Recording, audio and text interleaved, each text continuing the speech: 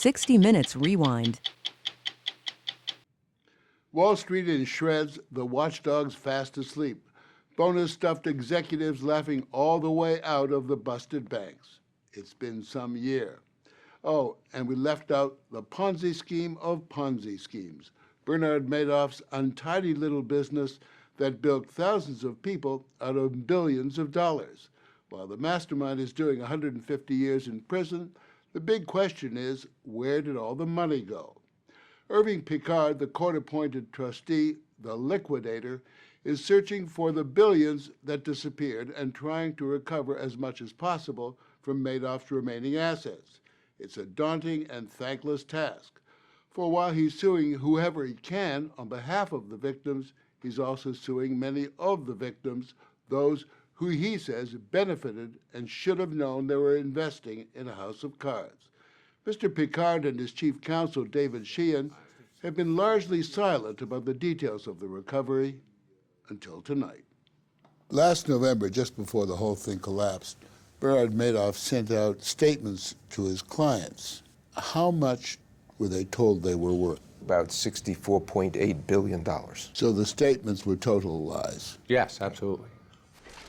The $64.8 billion that investors thought they had was just an illusion, designed by Madoff to keep investors investing.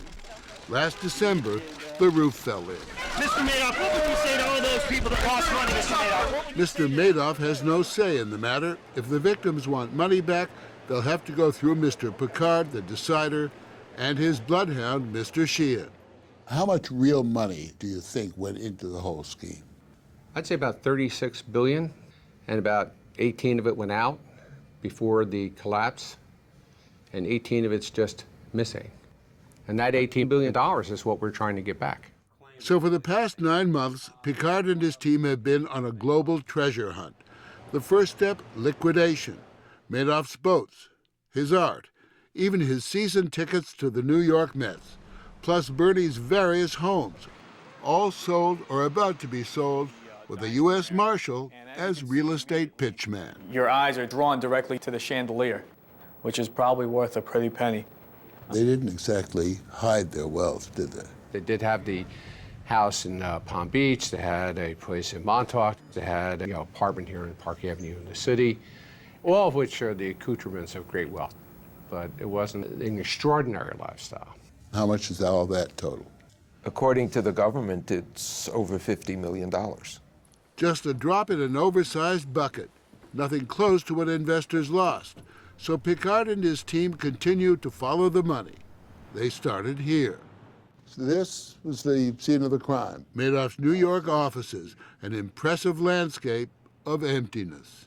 His desk was here. And close by, perhaps a work of art that sums up the entire story. It was called the soft screw. And it was about 4 to 6 feet high. And it was sitting right here. And sitting on top of the world was Madoff himself. He was much like the Wizard of Oz, just hiding behind this wall, and no one could quite penetrate it, but they sort of really liked the results.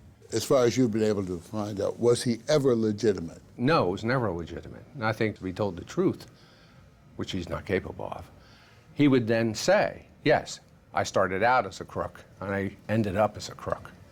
And a crook who looked after his family.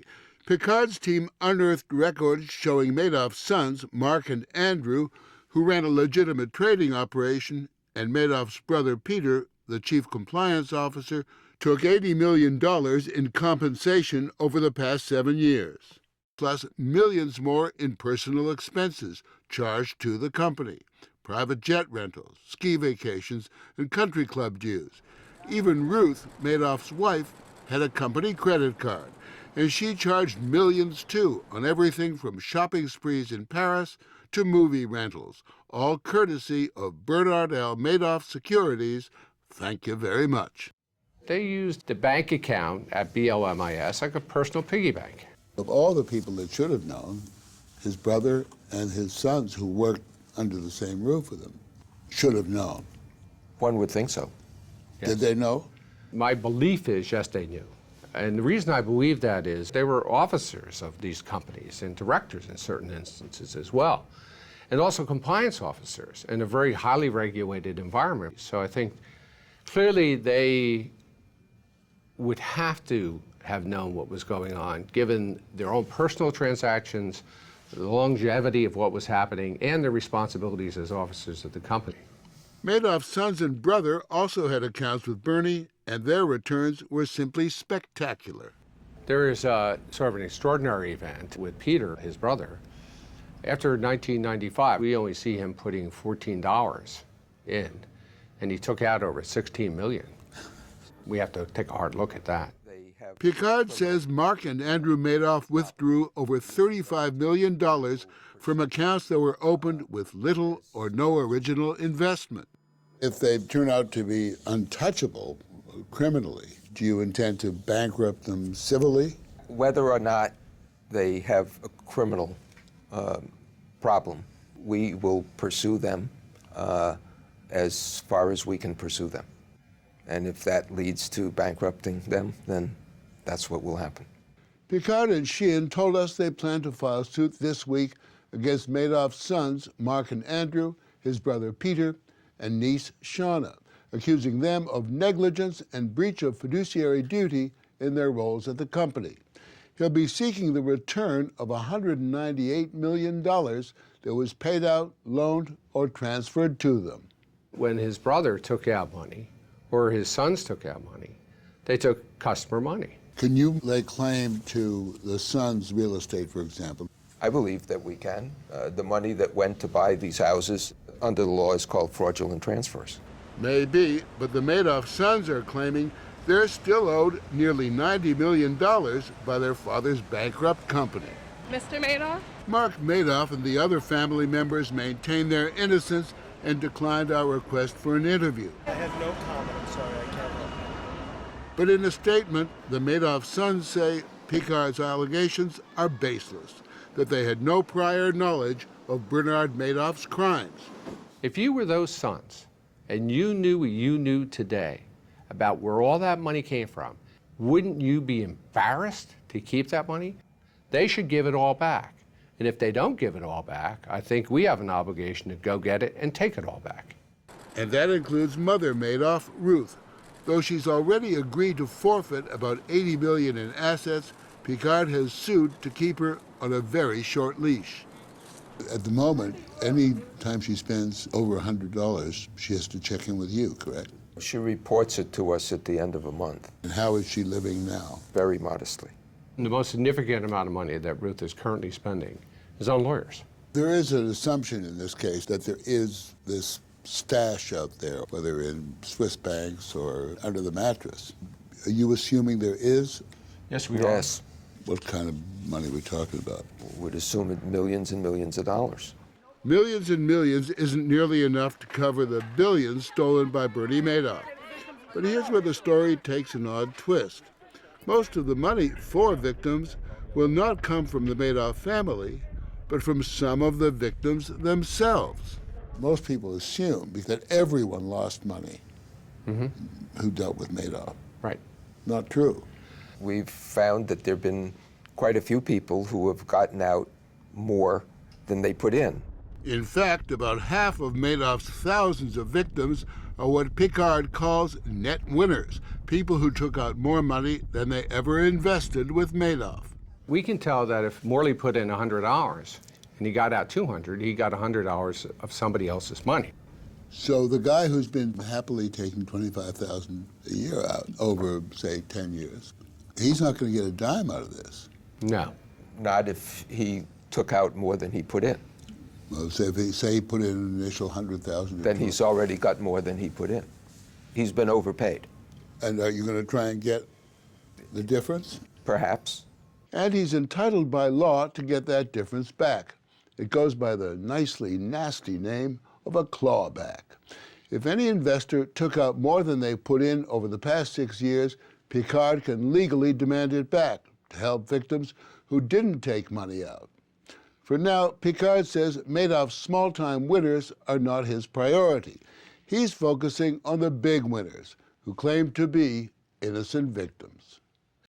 The story will continue after this. That some of the big players, I believe, actually knew exactly what was going on and participated in it. Pickard and Sheehan have sued several prominent Madoff investors saying they knew or should have known of the fraud, like billionaire investor and philanthropist Jeffrey Pickauer. He got a statement that said his return was 950%.